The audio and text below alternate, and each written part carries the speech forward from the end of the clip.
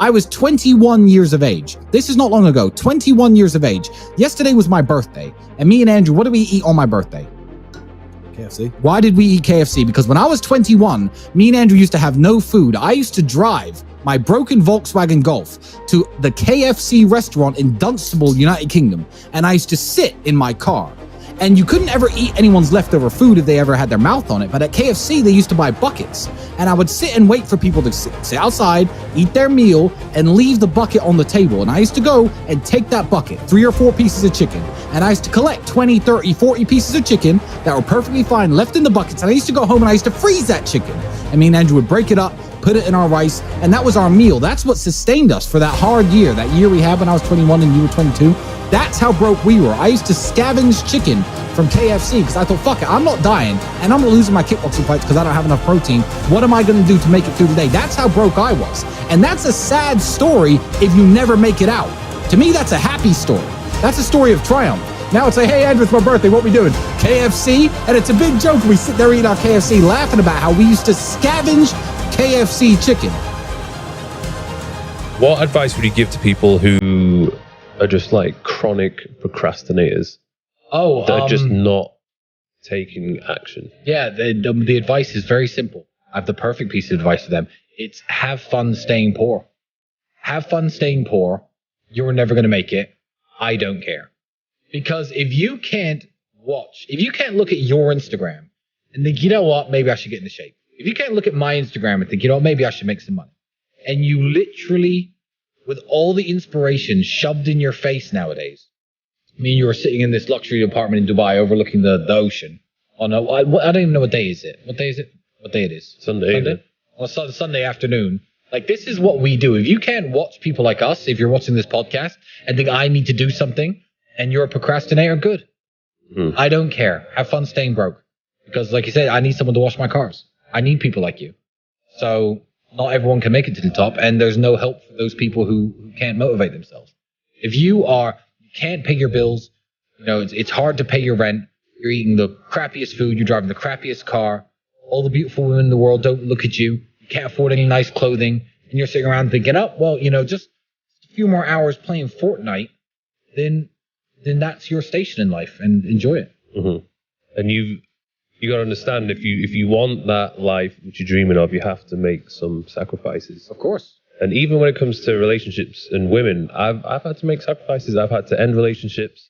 I've had to just go through phases where I didn't even bother at all, just to keep my mind focused on the mission and to avoid the distraction. It's very hard to become successful. Mm-hmm. It's very hard to become rich and successful, and that's why very few people do it. It's very hard to become influential, to get people following you, to get people listening to you.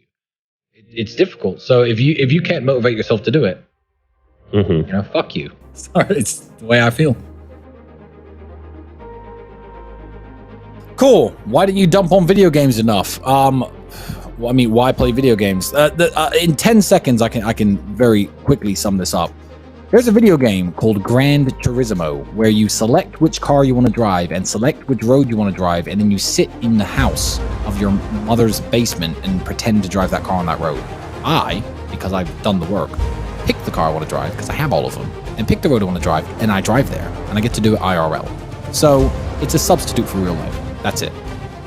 So it's a lazy man's way of feeling like he's achieved something, because video games are made to be completed. Every level was designed, okay, let's make it this hard, but they need to complete it. Life, you can actually fail at. Life isn't made to be completed. Not everyone doesn't end up here.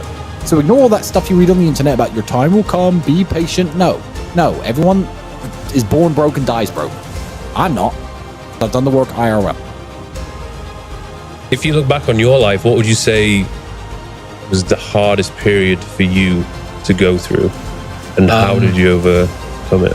Well, my dad dying was the hardest part for me and Andrew to go through ever. But what you have to understand with things like that is you don't actually have a choice.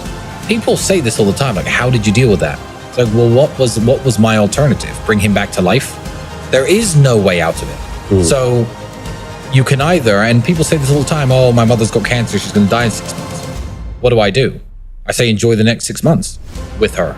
As much, like, there are lots of situations in life where your hands are tied. So, with Dad dying, it was a simple matter of, okay, you can let this destroy you, which is an option, and people do this all the time, drink themselves to death, I don't know, start cutting themselves, whatever stuff people do to cope with difficult situations, or you can be sad anyway, because you're sad either way, and work 18 hours a day. And in fact, I said that the time I was working the most, when I was around 27, 28, I think he died when I was 27. So you can work 18 hours a day, not let anything distract you, and stay focused on the mission, so that way you have less time to think about it, and you can be sad while you're working. And then, you know, when you start to come to terms with everything, you've got millions of dollars, as opposed to, oh, I've come to terms with everything, but I'm in a rehab clinic. So I think that bad things are going to happen to your life. And everyone watching, this is the sad truth of it. Your parents are going to die too. Before you. I mean, most of you. So that is going to happen. So I didn't really see why it was difficult. As much as it was unpleasant, I don't think it was difficult because there isn't a way out of it. So that's the best way I can describe it. You could be a sad winner or a sad loser. So go and win every day. What do you think is the biggest mindset change that you need to become a multimillionaire? You know what? I feel like I never wanted to be a multimillionaire. Andrew once said to me, famously, Tristan, if we could just find a way to make, this is before the internet, if we could just find a way to make like 50, 100 pounds a day from home, that would alleviate a lot of our problems. Start small. Because as you climb the mountain and you reach where you wanted to reach, you realize that there are new mountains to climb. There are new mountains to climb for me right now. And I'm at a level that a lot of people can't even dream of getting to. But you see it. It opens new doors when you accomplish the goals that you're aiming for. And it opens your eyes to what's possible from there. So don't think I want to be a multimillionaire. Think, okay, I want some financial independence. I want to work 20 hours at the fast food store instead of 40, but supplement my income from home. Okay, I've done that. Now I have more free time. Where do I go from here?